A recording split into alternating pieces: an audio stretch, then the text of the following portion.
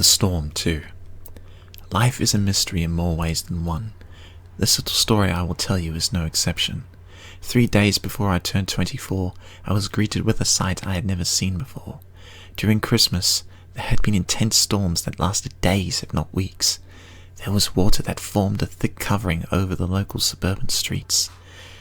But the story takes place 3 months later, when my dreams of a trip beyond imagination were alive long before they were dashed.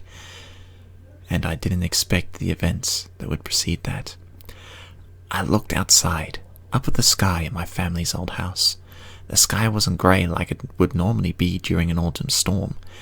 This time it was black, and the world below prepared to be doused. However, the sounds that followed on my tin roof weren't that of tiny drops, but rather hard knocks.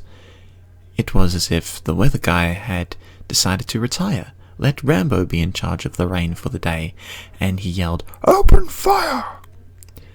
As soon as it started, we did what we would always do, lock the doors and windows and prepare a few candles just in case the power blew. You wouldn't believe the sound that it made as the hail started to stampede the trees and plug up the storm drains. Remembering how not long before, my brother had recently bought a new car. "Oh no," we thought. "We have to do something, or it's going to do more than leave a scar." Outside we ran with blankets and tarps in hand, and as there was a small break in the relentless hailstorm that blanketed the whole state. Dad was still at work, meaning between the three of us, we had to plan and hope that what we would do would be enough to survive Rambo's rambunctious right hand. Since we didn't know how to tie knots, we tied lots.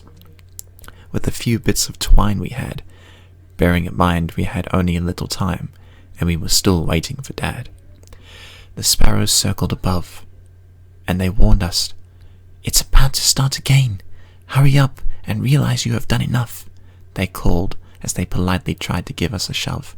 In bare feet, we waded through water that was ankle deep, and that remained a constant height down the street.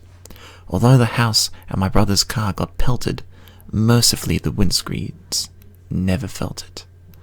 The roof, however, was a different story, as the golf ball-sized stones had recreated the moon surface on the top of his new purchase. After a few days, we were able to assess the damage, and although it was less than ideal, it wasn't anything that couldn't be fixed with a few knocks to its steel. It goes to show how life can make anything happen at any time.